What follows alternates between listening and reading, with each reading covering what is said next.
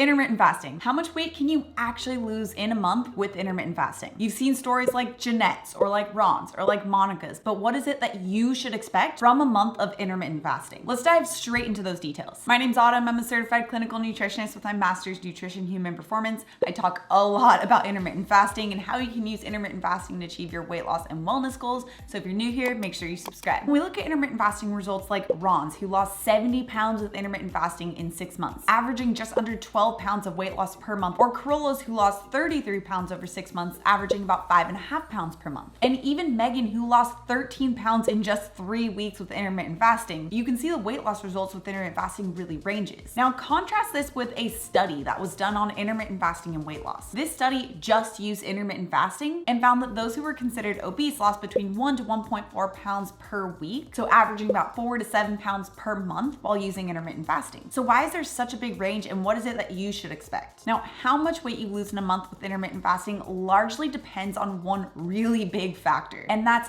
how you're actually breaking your fast. Intermittent fasting works for weight loss because it helps to keep the storing hormone insulin low. This naturally turns on the fat burning state so your body can use fat as fuel. Intermittent fasting also helps your body to crank up growth hormone, which protects your muscles from breaking down and therefore protects your metabolism from decreasing. However, if you break your fast with the wrong types of foods, this can completely reverse the progress that you made with your fasting period. If you break your fast with the foods that really spike the storing hormone insulin, this throws your body out of that fat burning state and can make it harder to get back into that fat burning state. So these types of foods that are really bad to break your fast with include those that are rich in sugars and starches. So think fruit juices or fruit smoothies, toast, cereal, jam, oatmeal. All of these types of foods fall into the category of those that will work against your intermittent fasting weight loss goals and really slow down the progress that you're making or even reverse it. Instead, breaking your fast with the types of foods that don't greatly spike insulin is key to achieving a weight loss goal with intermittent fasting. This means not prioritizing those foods that are rich in sugars and starches,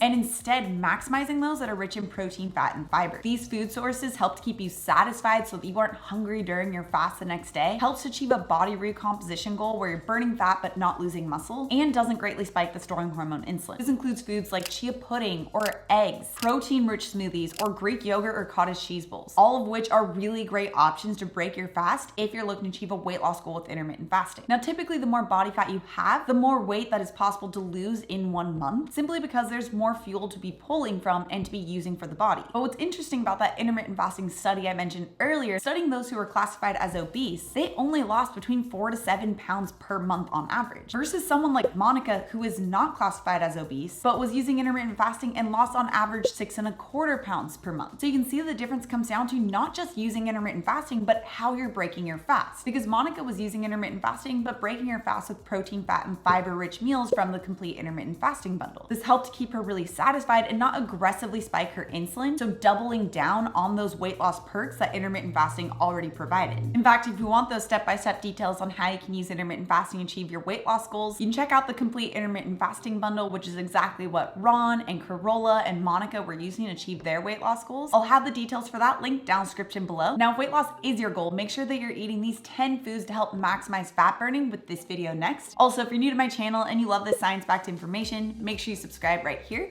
Come out new videos every Tuesday and Thursday. All right, guys, thanks so much for tuning in, and I'll see you in my next video.